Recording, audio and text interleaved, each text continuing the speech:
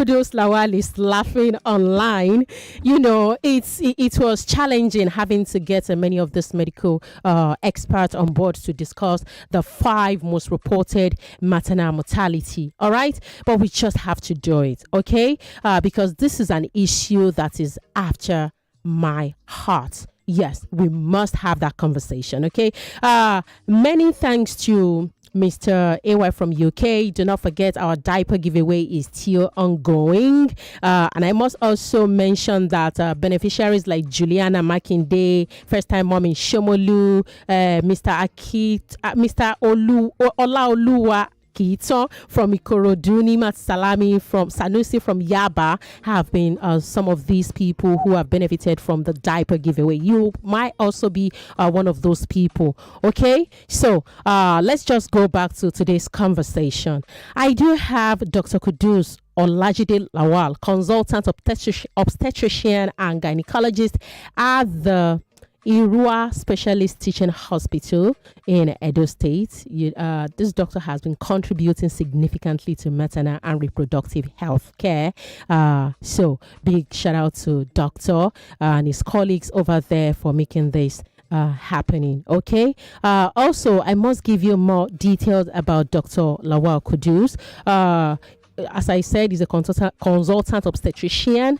Also, he has over a decade of experience spanning obstetrics, gynecology, and public health.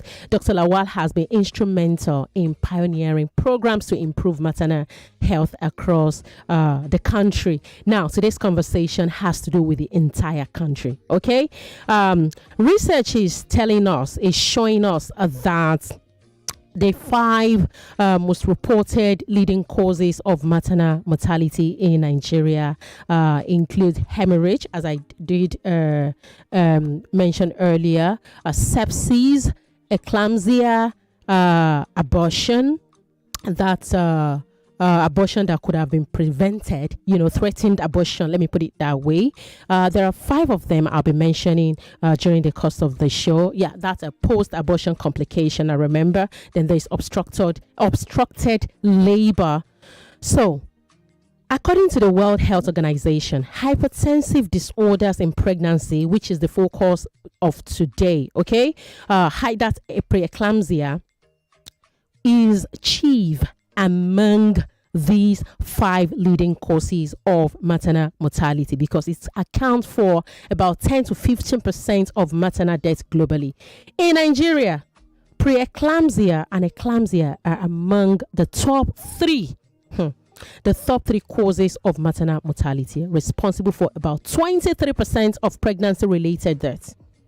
Also, according to multiple local hospital-based studies and the Society of Gynecology and Obstetrics of Nigeria, that's SOGON. Remember the guest we had then, Professor Zubuke, is from that health body. They made us understand that preeclampsia is responsible for about 23% of pregnancy-related death. Now, this is where I bring Dr. Qudus in. Dr. Olawale, big thanks or many thanks to you for joining us virtually today to be a part of this conversation and, of course, to educate us further on what we need to understand and, of course, what to prevent. Yeah, thank you very much, Zaynab, for having me. And thanks for all you do to improve the maternal health in the country. Thank you. I'm happy to be here. All right, doctor, let's get to it. First, why is preeclampsia often called the silent killer? Why? When does it develop when does it develop in pregnancy? We need to know, just so pregnant women are aware of what to note and what to prevent. Yeah, thank you very much for that very important question. You see, preeclampsia is an hypertensive disorder of pregnancy, meaning that you only have preeclampsia in pregnancy. Now, it's like rightly identified, it's one of the leading causes of maternal death. In fact, in some settings, it's actually the most common cause of maternal death, where you've been able to handle the issues that are associated with hemorrhage. Unfortunately, Unlike hemorrhage, where you see a woman bleeding, you are going to be alarmed and want to take action. Most times, when you have eclampsia, the patients have elevated blood pressure. They don't know, because they don't have antenatal care. They don't get to know that their blood pressure is high until when the complications set in. So most times the complications set in before women get to know that they have preeclampsia. And that is why some often refer to preeclampsia as a silent killer, because it doesn't give you sign. Some of the signs it gives, people are going to ascribe it to normal symptoms of pregnancy. For example, if a woman has headache, she will just take paracetamol and assume that there is no issue.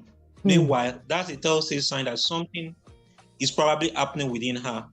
And eventually, when complications have set in, the person present to the hospital, most times there's limited thing that can be done to avert the inevitable. So it's silently killed the woman.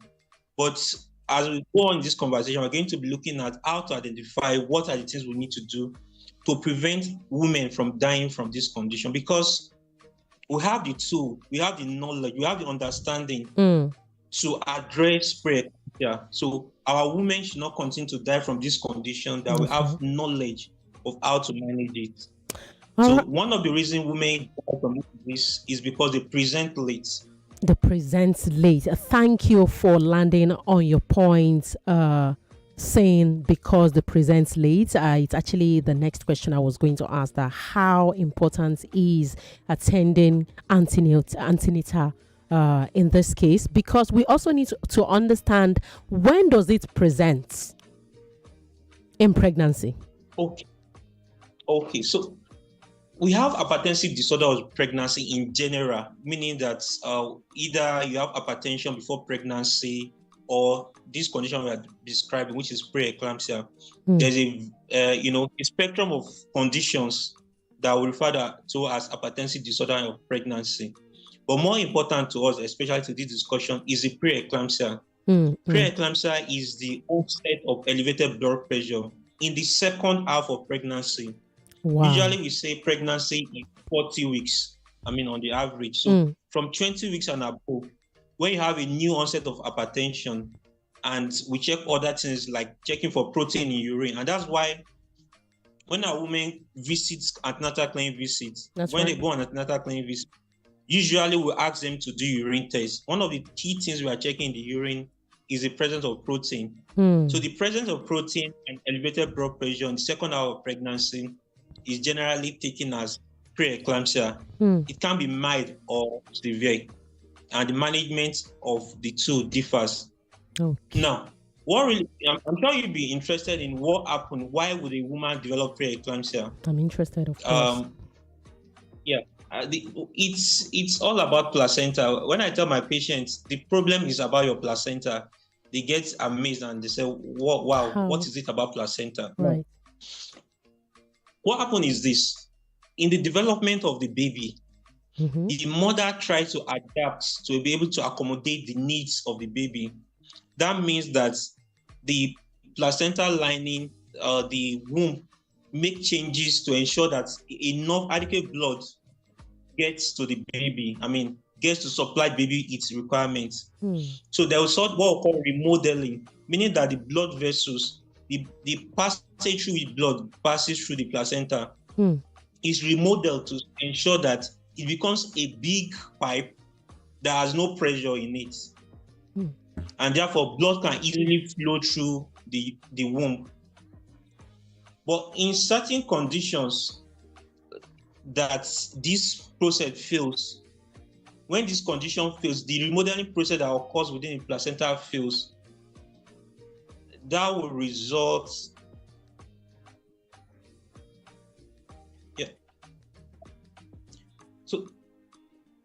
So that will result in preeclampsia. The ultimate thing that happens is that the easy flow of blood that is expected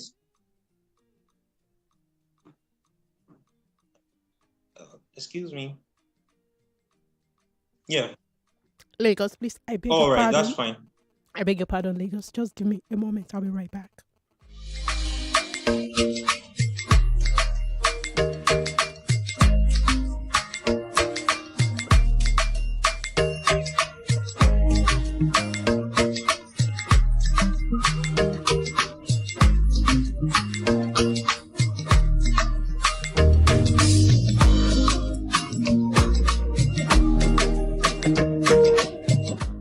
Lagos, my sincerest apologies. I do have a cold and I've been coughing while the doctor was speaking. So I needed to excuse myself for just a few seconds. I'm back now. Doctor, I sincerely apologize to you. Please speak on. Thank you so much. Yeah, sorry. It happens like that sometimes. So, like I was saying, it is failure of this remodeling of the blood vessels that results ultimately in what eventually we get to see as preeclampsia. So it is when the placenta development does not occur in the way we expect it to happen. That's how preeclampsia develops. So group of people are at higher risk of developing this first-time pregnancy. First-time pregnancy is a risk factor for developing the women who have underlying condition like hypertension, diabetes before pregnancy at higher risk of developing preeclampsia. So what this means is that we need to... I'm with you, doctor. Okay. Okay, all right, that's fine. So what this means is that development of preeclampsia is a problem within the placenta bed of the woman. And what it ultimately means that the treatment will require delivering the placenta. But we don't deliver placenta without delivering the baby. That means there is a need to balance the risk of developing the baby when baby is mature to live, and the risk of leaving the placenta and the disease continuing to exist within the person. So that's the balance we try to strike when we're managing person with preeclampsia. Okay, so most of these happens during 20 weeks. Did you say? And above, yeah. Yes. All right, Lagos, you just have to bear with me. I'm doing my best. But I mean, it's health, it's nature, so I just have to deal with it. Doctor, thank you for all that you have said so far. Now, Lagos, I still have more questions for Doctor, but I would love for you to be a part of this conversation. All right, you think many Nigerian women are aware of the symptoms of preeclampsia? If you think so, you can still call us or call in and be a part of this conversation. If you also rely only on public health care during pregnancy, would you feel safe if this ever happens to you? Also, do you have someone or you has this ever happened to you before, or do you know of someone ever being diagnosed with preeclampsia during pregnancy? What was the experience like? All right, so doctor, let's move it on. I have come across several reports because I did my research during the course of the prep for this show, and I found that in Lagos from 2015 to 2020 alone, around 16 women died from preeclampsia at Luth, as reported. And eclampsia was among the top killers, just as we've rightly said earlier. I know for a fact, because this is Lagos. Lagos has formal systems auditing maternal death, with no public release just yet. But there was an incident that happened in March, and we had that conversation here in April. Where one Kemi Olajide died as a result of quote and unquote perhaps ignorance, let me put it that way. And it was also reportedly confirmed by the hospital where she was previously rejected that she had already developed preeclampsia. I read that report and I reached out to the hospital as well, but they were unable to make it to the show because they were waiting on the investigation being done by the state. Now, over there in Edo State, where you are working, what specific improvements are hospitals making to reduce preeclampsia mortality? Because I've just referenced what Lagos is doing, auditing and all of that. And this is a conversation that concerns the whole of Nigeria. We are talking about the 5 leading causes of maternal mortality. So what is being done over there to reduce eclampsia mortality that could as well benefit the entire country? Yeah, absolutely. Not just Edo State, but all over the country. Society of Obstetrician and Gynecologists in Nigeria, we are working at firstly to ensure that we reduce the morbidity, not just death. We are also looking at the morbidity that is associated with preeclampsia. So we are looking at reducing the morbidity and mortality that is associated with maternal preeclampsia. And like rightly highlighted, preeclampsia is quite common, and it accounts for over 76,000 maternal deaths globally, over 500,000 newborn deaths, and several deaths that occur in Nigeria can be ascribed to preeclampsia and its complication. So in preventing, we look at it strategically, looking at, primary prevention, secondary prevention, and tertiary prevention. Look at different levels of prevention to ensure that women do not have preeclampsia, and if they eventually have preeclampsia, we prevent them from having the complication. One of the means of preventing preeclampsia is to get the women within the fold of medical care, which we often refer to as skilled birth attendants. Because if a woman goes to get care from the traditional birth attendants, or even do not have any form of care, they have no way of determining women who are at higher risk of developing preeclampsia, and therefore they cannot even institute measures to prevent the preeclampsia and its complications. So the first step we take is to encourage women to present to a facility where there is a skilled birth attendant who can monitor the woman. Secondly, we'll routinely check blood pressure. Okay, I'm with you. Please speak on, Hello? doctor. Yes, I'm with you. Okay. Yeah. Okay, great. So we routinely check blood pressure of women and do urinalysis, which is a form of screening to detect women who probably, are at risk or had already developed preeclampsia. Then very importantly, at each visit, and especially at booking visits, we evaluate women, trying to assess those who are at higher risk. Though we do not have a clear understanding of, medically, we do not have a clear understanding of what exactly happens, why some women develop preeclampsia or not. Okay. But we're able to identify those who are at higher risk. Like the example I gave, if it's the first pregnancy, if there's a family history of hypertension, if there are backgrounds like diabetes, previous hypertension, renal disease, all group of people, we have interventions we give, medication we give, which help to reduce the risk of them even develop preeclampsia. So in this case, we are talking about preventing the person from developing preeclampsia. Prevention, yes. By giving medication, which I would not want to start online now before people start going to take the drug indiscriminately. But we have medication, and every health practitioner knows the drug we give to prevent women from developing preeclampsia. It doesn't necessarily mean that such a woman will not develop, or even if they do, it's going to reduce the risk. We also do investigation like checking the calcium level, which if it's low, we have to give supplement. That also helps to reduce by half or the risk of developing preeclampsia. Now, if a woman develops preeclampsia, we now monitor the patient and determine the safest time to deliver the woman in order for the woman not to develop preeclampsia. And when complications set in, because there are a lot of complications, we often talk about preeclampsia as a systemic disease, meaning that it affects all multi-systemic disease, meaning that it affects all systems of the body. Hypertension is just one of the multiple symptoms that preeclampsia can have. So we are on the lookout for this complication. Kidney issues can cause stroke. It can cause pulmonary edema, where women have difficulty in breathing and all of that. So when a woman develops preeclampsia, we actively look out for these complications and manage them. All right, doctor, I like the fact that you moved from prevention and you also into symptoms. And I feel like we need to clearly state, expressly state it that when a woman is, of course, you're attending your antenatal care and all of that.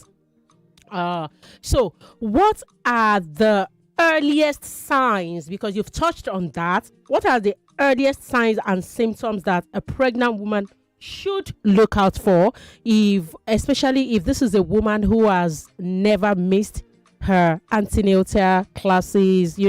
I go every week, every 2 weeks, then every month, because it's moved from 1 week to 2 weeks, then to 1 month. When should a woman be worried?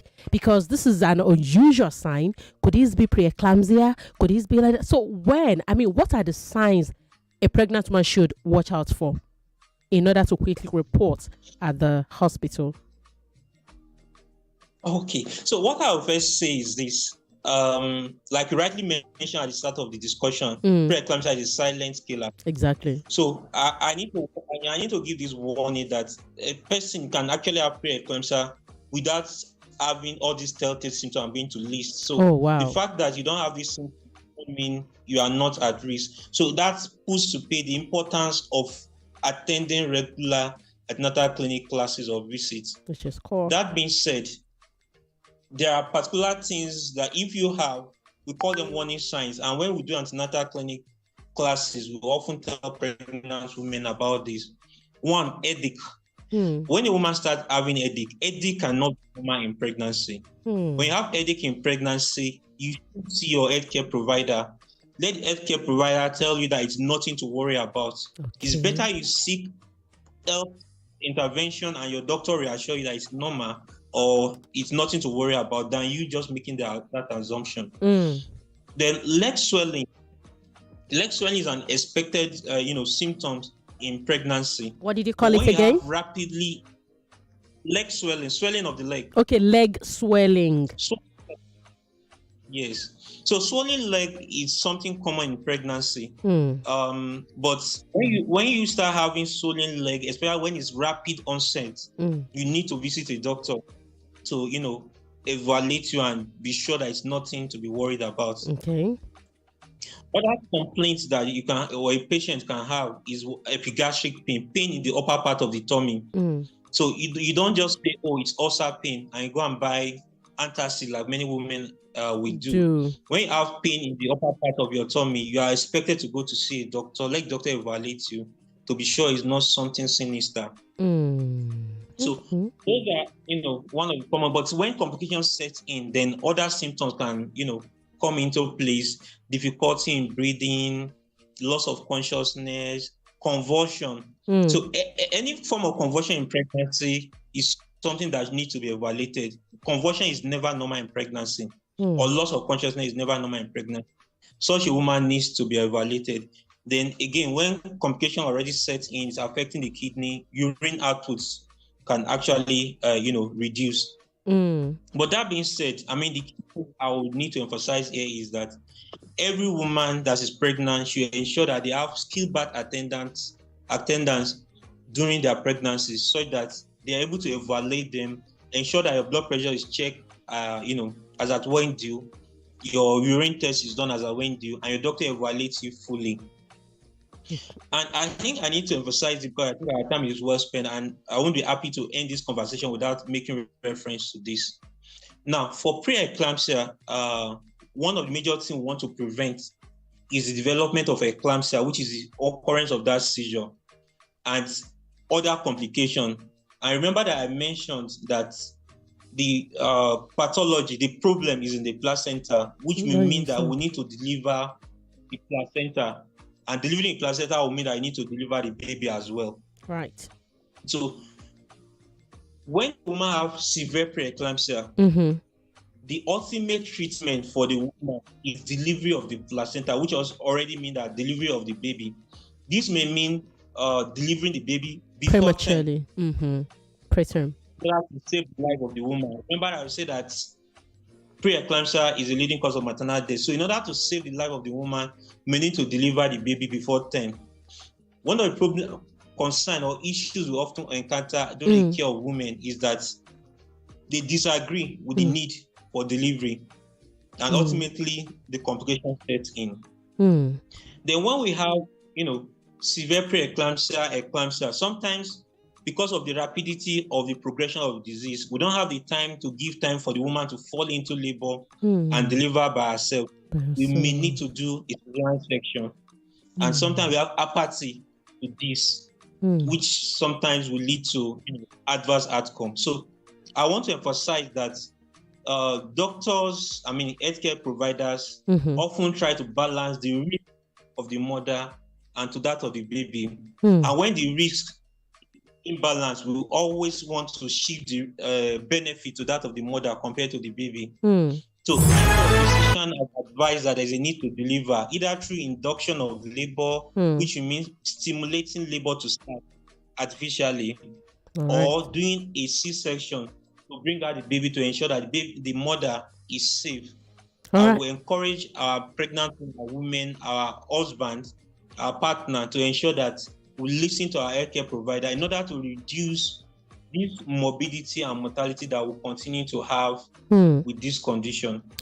All right. Yeah. All right, doctor. Thank you so much for speaking to the men in the house who may be listening right now. Doctor, we need to take a short break. When we come back, we have about 3 minutes to wrap up the show. Lagos, please be a part of this conversation. When we come back, the numbers to call 0201-2770-993, 0204-657-190. You can as well send your message to WhatsApp 0809-5975805. I'll be right back, Lagos. Please stay here. State Lotteries and Gaming Commission. Everyone says I'm beautiful and bold. They say I'm fashionable, and to crown it up, very confident. And my secret is... People say I'm good looking, funny, hardworking, and to crown it up, very confident. And my secret is... So whether in the office or at home, in the streets or on the dance floor, anytime, any day, I never lose my confidence. And the secret to my confidence is Wazobia perfume. Absolutely. Wazobia perfume gives the authenticity and long-lasting fragrance all day. That's my secret confidence. Wazobia perfume is available in body spray. Also available in supermarkets and markets near you. Wazobia perfume, the correct scent.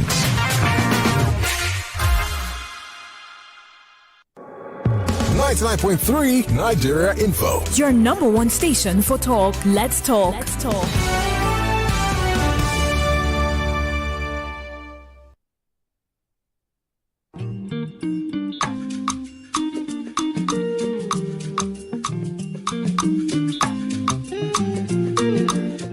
All right, Lagos, we are back tackling maternal mortality, preventing pregnant women from the threat of preeclampsia is the conversation we have been having. I have this one from Kemi Sola in Magboro. Kemi says, good afternoon, Zaynab. Please ask a doctor to emphasize things women must prevent in order not to develop preeclampsia. Kemi Sola from Magboro. Doctor. Yes. To emphasize what a woman needs to do to prevent preeclampsia. Yeah. What I would say as regard prevention of preeclampsia is the need to present in the hospital early during antenatal clinic visits, where the doctor is able to assess you and assess your risk of developing preeclampsia in order to institute medications and counseling on lifestyle to prevent preeclampsia. But generally, I would say you should take healthy diet, because like I mentioned, low calcium level has been associated with development of preeclampsia. Then obesity, obese women are at higher risk of developing preeclampsia. So before pregnancy, controlling weight, having a healthy lifestyle, taking balanced diet will help reduce your risk of developing preeclampsia.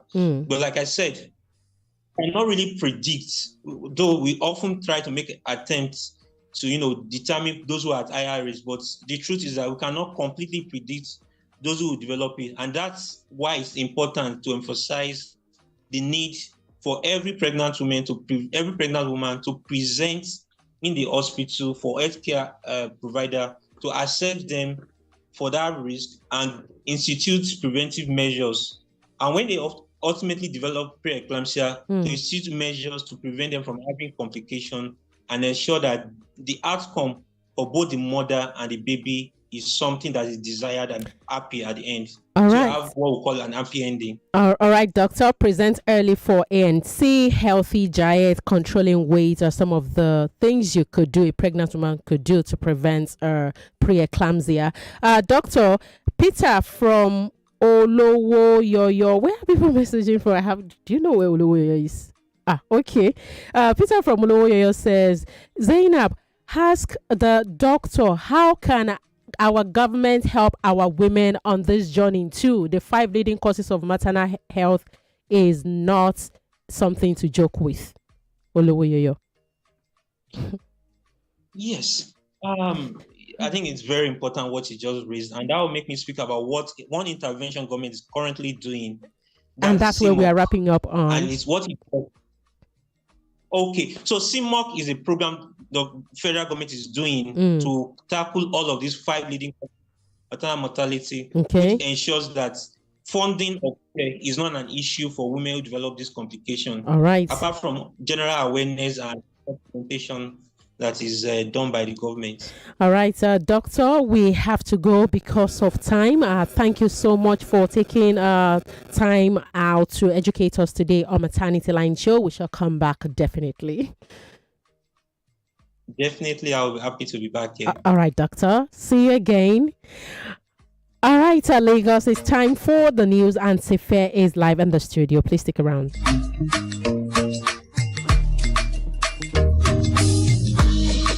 Stay updated with all the current news. From policies to politics, economies, local and foreign news.